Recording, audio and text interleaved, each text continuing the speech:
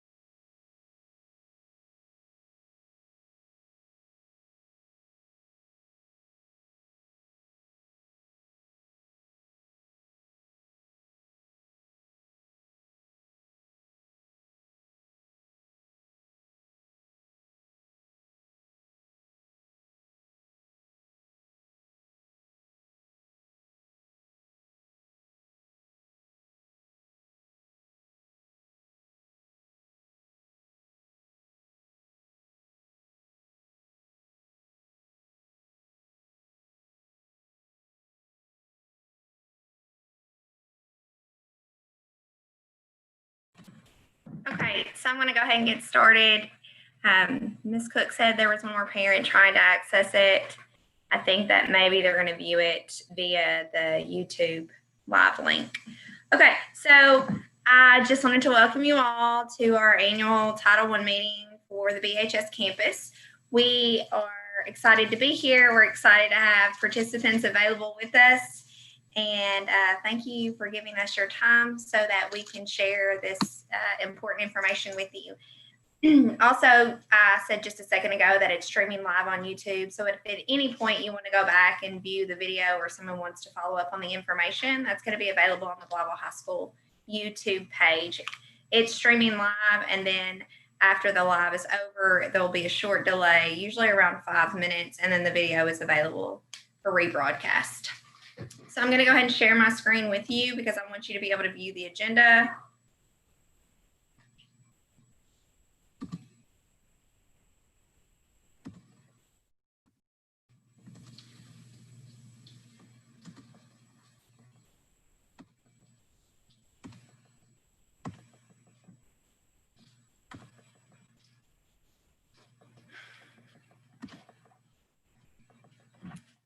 All right, so this is the Title I report to the public from Blytheville High School. I'm Amanda Haynes. I'm the Parental Involvement Coordinator for Blytheville High School. Today is October the 21st, 2020, and it is a 4 p.m. start time for our meeting. I just wanted to start the meeting by reading Blytheville High School's mission statement to you. Our mission statement is Blytheville High School New Tech values all learners as individuals and strives to promote learning outcomes that matter. Our vision at Blytheville High School is also that all learners will show agency, demonstrate the ability to communicate, collaborate, think critically, and transition into college or career of their choice. So the first thing on our agenda, we're going to talk a little bit about the school curriculum, and if at any point you have questions, I will answer those for you, and if I don't have the answer, I will do my best to get that information for you, and I will follow up with you after the meeting, whether that's by phone or email. So a little bit about our curriculum. With the exception of the math department, who uses Engaged New York curriculum, BHS teachers use the Arkansas State Standards to design curriculum using the PBL and PRBL approach. So that's a project-based learning or problem-based learning approach. Content area instructional teams collaborate annually to revise our pacing guides that map out the standards for the year. This includes academic vocabulary, driving questions, and/or problem statements, suggestions of text, materials, and instructional strategies, and links to resources and assessments. Are there any questions about what type of curriculum that we use at Blytheville High School? Okay. So some academic assessment tools that we use at Blytheville High School. The academic screener that is used by Blytheville High School is the NWEA, which measures of academic progress, which monitors grades equivalency in the areas of reading, language arts, math, and science, and is given 3 times per academic year for the 9th and 10th grade students. The 11th grade students sit for the NWEA twice a year. 9th and 10th grade students take the ACT Aspire Summative Assessments, and the junior class takes the electronic ACT.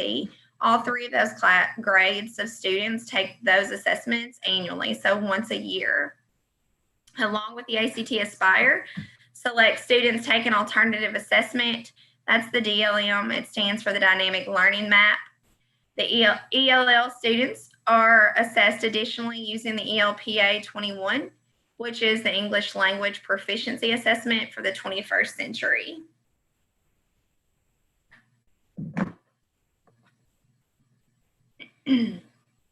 Are there any questions about the academic assessment tools? Okay. All right. So student proficiency levels. On the ACT Aspire, students are expected to score ready by the end of their 10th grade year. However, the average reading and math grade level equivalency of students entering 9th grade is somewhere between 4th and 6th grades. Therefore, BHS strives for growth in all of our students. The goal for our students who scored emerging on the previous assessment is to score developing, and for those who scored developing, to score ready. On the NWEA measures of academic progress, which is the MAP screener, each student is given a nationally normed growth goal, which is calculated based upon the average growth of students in the same grade who scored in the same ZPD range on the fall assessment. So our students at the high school have already taken the NWEA fall assessment for the year. So we'll be able to push that information out to students, work with students and parents in order to better assist the student in their individualized learning goal. Our goal is that at least 50% of our students meet their annual growth goal in reading, English, math, and science. And that information is updated by November 1st, 2020. So our school's annual report card can be found on our school webpage. This is under the state required information. ADE releases the annual report cards in April of each year for the prior year. The most current report card is for the 2018-2019 school year. Sorry, I found a typo. That information can be found on the school website under, like I said earlier, the state required information. And if you have trouble finding that information, I'll be happy to point you in the right direction. So additionally, the individual student assessment report, if this link is provided, I'll be happy to email that out to you also. It gives you some information about how the NWEA assessment works. It talks about instruction. It talks about how the assessment is designed and any other additional information that you might have. Okay, sorry, I kicked myself out. Give me 1 second.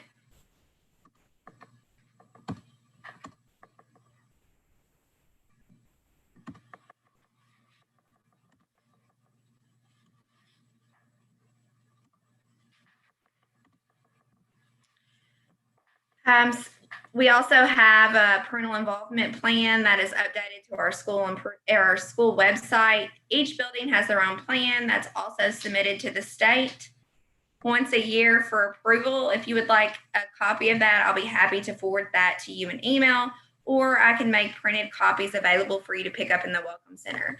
Typically, we have this meeting in person, so those copies are available in person in the BHS auditorium. However, we're in the middle of a global pandemic and we have to readjust how we do things. So we're working through that process, but I'll be happy to send that out to you via email. We can even put it in the mail for you if you don't feel comfortable in coming to the Welcome Center in person. I'll be happy to do that, and you can reach me at the high school and I'll give you that contact information in a few minutes.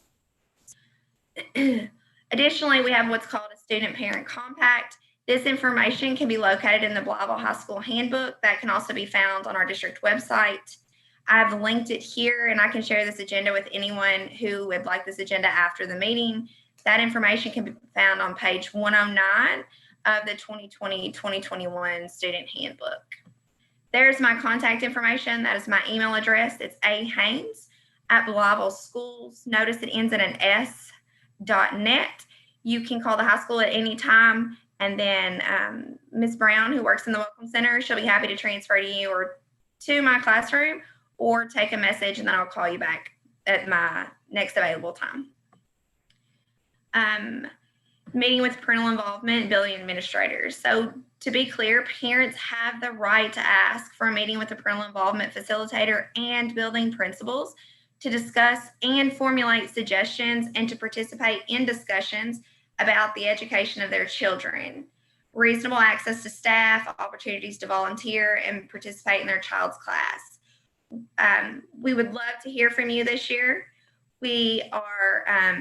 There is a limit on how many we can allow from the public into the actual building, but we never want to turn away volunteers or parents and guardians who want to be actively involved in their students' lives, and we will work with you every day of the school year to ensure that opportunity is still there, even if it looks a little bit different during this school year. So also the parent's right to know. There's a parent right to know letter. It is linked here for you. I'm going to show you briefly what that looks like. It can be found on our school website. This is linked here. This just says that parents have the right to know that Blytheville School District receives federal funds from the Title I Part A programs. This letter is to let you know about your right to request information regarding the professional qualifications of the classroom staff working with your child. Our district or school will provide you with the following information regarding the qualifications of your child's teacher or teachers. This information is listed below, and if you have any further questions, we all can read it. I don't want to bombard you with that information. Sorry, when I switch back over, it does not want to share the screen properly with you.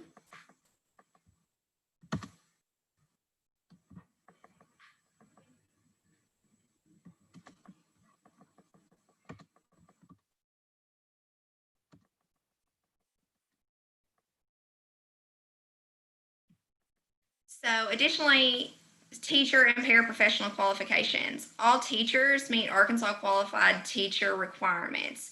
All paraprofessionals either have an associate's degree or 60 plus college credit hours, or they have passed the rigorous ETS parapro assessment exam. However, if your child has been instructed by someone not meeting those requirements for 4 consecutive weeks, a letter will be sent home to the parent, and our curriculum director, Miss Sally Cook, who's also on the meeting, she will take care of those letters and ensure that those get sent to your address on file with us. So there are some written state compliant procedures. These rules regarding written complaints to ADE are covered in this document that I've linked for you, and I'll be happy to email you that link also after we finish the meeting. If you would like me to forward you any of this information, I'll be happy to do that. Lastly, our last piece, which probably more important than ever before, is how do I access my student information and Buzz, which is the LMS, the learning management system that we're using across the district this year, and tons of schools across the state are using that also. This is a Google form. It can be found on our school webpage. You just simply fill it out with your information, and if you have more than one student in our district, you can just simply fill out the same form, and we have several people in the district that will get you set up with an account, and you can access your students' learning, what their assignments look like, what their grades are, what work your students submitted for that assignment through your Buzz Parent and Guardian Access site. And once you get that, when you get logged in, if you have any questions, we'll be happy to sit down and work through any questions that you have about that. So with that said, I'm going to stop sharing my screen. We have a question in the comment box. I'm going to read that. So the question states, what are we doing to enhance GT and SPED, and what are we doing to close the gap between middle to high school and from high school to college? So I can speak a little bit about what we're doing to close that gap from middle school to high school and what we're doing to prepare our students for college. I do not spend a lot of time in the GT and SPED department, but I'll be happy to connect you with the individual who's better equipped. Miss Cook, she just raised her hand. She's definitely better equipped to answer that. So I'll talk briefly and then I'll turn it over to her. So a few of the things that we're doing is as they enter the high school, like we talked a lot about earlier, we're assessing them based on that NWEA assessment tool. Teachers are looking at that data. They're deep diving into that data. They're having individual conferences with those students. They're meeting with parents via Zoom. So I'll brag a little bit. A lot of people were worried about having virtual parent-teacher conferences, but after our numbers came in, our numbers were almost double the amount at the high school for parent-teacher conferences than they have ever been. And we talked a lot about that. And one of the things that we think helped that is that everything's just so new, right? And everyone wants as much information as they can get, but also it's more convenient for parents. They don't have to leave their jobs. They don't have to make special arrangements for childcare. They don't have to sit in the hallway and wait in line to meet with a teacher. They schedule that appointment. They know they come to that appointment at that time. And if they need some more time, they can schedule another appointment with the parent. So we're using that time also to do deep dives into that data. Now, they're not deep diving into that data with the parents in every classroom, but for those 4 main classes, they are doing deep dives into that data. Also, when we retest those students, remember we're doing that testing, that assessment piece 3 times a year before the end of year state required testing, which 9th through 10th grade is ACT Aspire, and then 11th grade is the electronic version of the ACT, which also can be used as a score for acceptance into college, which is a great thing. That's a free exam that works the same way as the ACT that they come in and sit for Saturday mornings at our school or another school. Lastly, what we're doing to transition them from the high school to college or career is we're really working to boost our AP classes. We are having students do that deeper learning. Instead of that mile wide and inch deep, we're really trying to go a mile deep and a lot less wide. ACT is a great partner for us, and if the student chooses college or career after high school, because we have the Level 27 now, so students as they enter 10th grade can actually enter into college classes that they take during the day. Those students that are part of the Level 27, they have a dedicated study hall period that they can work in during regular school hours on those college courses. So by the time that student graduates high school, they have the opportunity to have earned 27 college credits at significantly discounted prices and in often cases free. And Mr. Eccles can give you a little bit more information about that, like the details and the specifics about what classes you have to take in order to enroll in the classes for free that the high school will actually pay for. And we can set that up with you also. Lastly, students can enroll in the hands-on learning at ANC if they do want to enter that career after high school and not go on to post-secondary education. And those programs are amazing. And I would ask that, like, if you haven't gotten to see the new technical center at ANC, I'm still going to call it new because the technology is still brand new and amazing. It's about 2 years old at this point, but it's still great. I would strongly advise you that you make an appointment with ANC and go see what they are doing. Our students can graduate with that experience already. Additionally, they can earn certificates in welding, in construction, and electrician certificates, and plumbing, and airplane technology, and the list is almost endless. So I'm going to turn it over to Ms. Cook for just a minute and let her talk a little bit about the GT and SPED programs. All right, thank you, Ms. Haynes. As far as GT goes, we are just now getting our approval in from the state. Everything's a little behind this year, as Haynes pointed out earlier, with the pandemic ending our year a little bit differently and beginning our year a little bit differently. Even the state is off by a little bit of time, but we just had some support last week around that. For high school, the students that are in GT get the GT support through their pre-AP and AP classrooms. That's the way it is across the entire state, with options for other things outside the classroom. Our theater classes, our music classes, any other performance arts classes are considered enrichment opportunities. We also have clubs and organizations that are considered enrichment opportunities. And because of those being open to everyone, all students can participate in those and get that experience that GT pushes, so that it's available to so many different students that way. We also have OM. Many of you are familiar with our OM teams, and we encourage our students to sign up and help recruit coaches to do that process as well. As so far this year, I think we have one team that is actively working, and we'll see if we add any others, because again, it's different this year. It's going to be a virtual situation. So there's so much different this year that we're all learning some new ways to get things taken care of. Then Ms. Sharon Coburn through Crowley's Ridge Co-op is our GT coordinator. She and I work together weekly on the information so that our students K-12 get what they need in that situation. As far as SPED goes, Ms. Jean Cole is our Special Education Services Director, and she and I work very closely with the teachers in all of the buildings. So The students that are in SPED classes are accessing the same curriculum that the students in general ed are accessing with modifications and accommodations. And if you have any questions specifically about your child, if they have any specific needs that they need, that you have questions about, you can contact their specific teacher, or you can contact me or Ms. Cole at the administration office at any point. But all of our teachers, whether they're special ed or regular ed, and that would go for GT students as well, all of our teachers are getting the same training around the same high quality curriculum, because we want every student to access that same kind of learning. And then we make modifications and accommodations based on whether they need extension to go beyond and go deeper into the learning, or whether they need support to get up to that level of learning that is considered proficient for that grade level. And so we try to meet the needs wherever they are.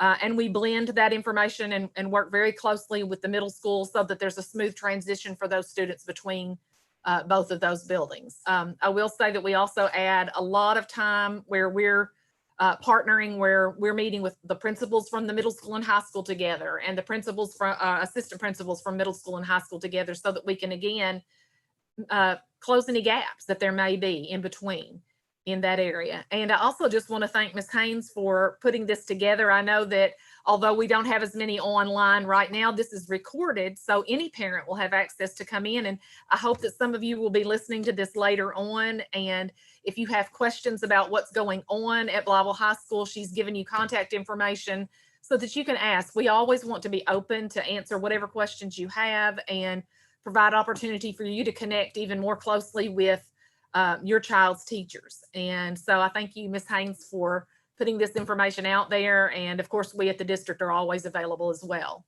So.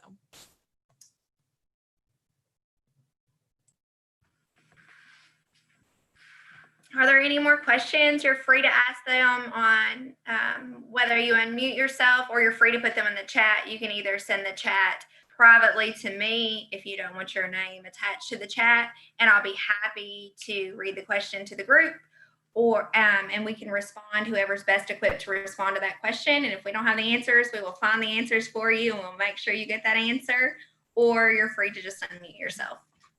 Ms. Haynes, I did want to remind people that although we are virtual right now for the district-wide, that we are still providing lunch and breakfast for every student, and any student or any child age 0 to 18 can come to any one of our 4 schools in the district between 10:30 and 11:30 every day and pick up a breakfast and a lunch. And if you know someone who doesn't know this yet, has not seen the information, has not received their email or seen the notices that we've put out, please encourage them to come by and do that so that they can get that breakfast and lunch, even though we're not face-to-face in school right now because of the pandemic. And Ms. Cook, do they need to provide any information when they arrive? Do they just need to let us know that they just sign in as an adult and sign the paper to tell us who they are. Because right now, even if they're not a Blytheville student, if they are 0 to 18, we will provide. So if there are other younger children in the household, we're happy to provide those meals for them as well, because we want to make sure everybody gets something to eat in these next 2 weeks. Are there any other questions? Yes, I have a question. This Yes, is Amy Louise. This is Amy Louise Gullick. Yes, and does the school district anticipate a lower participation with the testing and testing well, as opposed to in-person learning, since so many of our students are virtual? And I know our testing scores have been quite low across the board. And I know a lot of things are averaged in to arrive at that score. But is there any more concern now that these so many students are virtual? Amy, that's a great question. It's something that we're talking about regularly. We have meetings with other superintendents across the state almost every single week.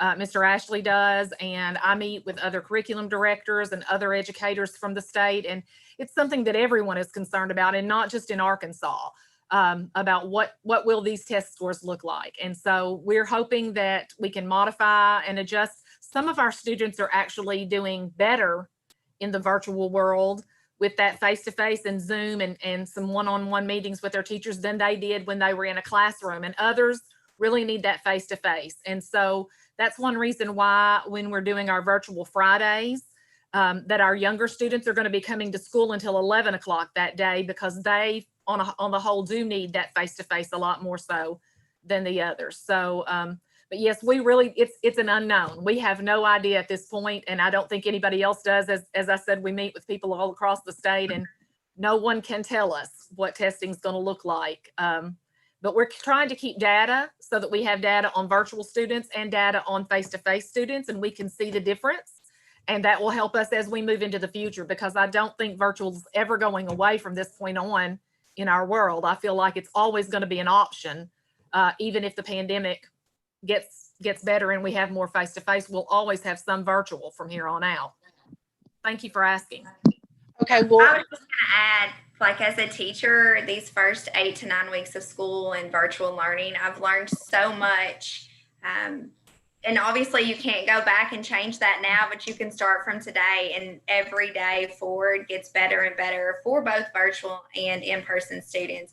There's a huge learning curve, but we're learning rapidly. So I think, like, just to echo what Ms. Cook was saying, it's like, I don't know, like, I can pinpoint some things that are going real well, and then I can pinpoint some things that I don't know yet. okay, well, I like the lower, David and I both like the lower classroom, in-person classroom, even for Will. That's a great thing. Yes. And I was just wondering, I've been asked by a couple of parents if besides Fridays, there will be other accessible times for their virtual student to come meet with the teacher in person. Yes, and actually we do have that time available. So if a virtual student has a question or a concern, or the parent, if they'll contact their teacher, there are other times where they could possibly meet with them. It's just, and we're trying to do that on an individual basis as we can, as the need arises. And I also want to mention that we're also partnering, and this is something that we just got information on at the end of the week last week.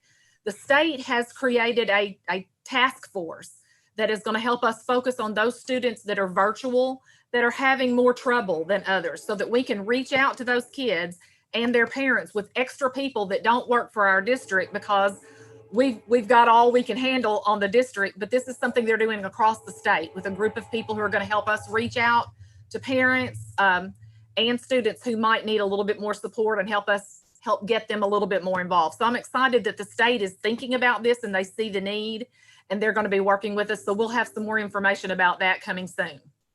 Okay, well, thank you, because some of the parents that I was referring to, a few of them are our employees. Yes. And so they feel more comfortable going to ask David or me when I'm in the store. So that's great. I'll be able to give them those answers. Great. I was also going to add that I think, and I can't speak for the other 3 buildings, but I know at the high school that those teachers that do have in-person and virtual students, they have standing Zoom meetings. So they're attending those, but like Ms. Cook touched on, like, just reach out to that teacher and say, hey, can I have a Zoom? Or, hey, can I make an appointment to come up and meet with you? Because those teachers will call those welcome centers, those front offices, and they'll say, hey, this student is coming in to see me. Will you call me when they get here? We will scan them at the door and we will bring them down to the room, or we will meet them in the parking lot if they're more comfortable in that environment, and get them that help that they need. Okay, well, thank you. And we've tried to encourage them to stay in contact as the parents with the teachers. Yes.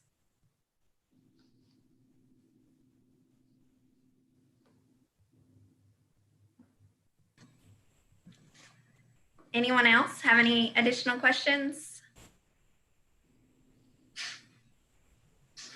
No?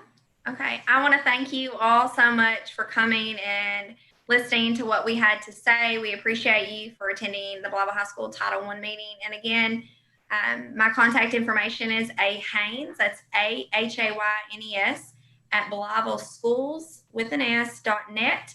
And I'll be happy to forward any of this information to you. I think Ms. Cook will be happy to meet with you by phone, make an appointment, whatever is needed, because we want to ensure that you have all of the information to know what goes on in the schools, to be an advocate for your student, so that we can all do what's best for all of our students in the Blytheville School District. So with that, thank you so much. Thank you. Bye.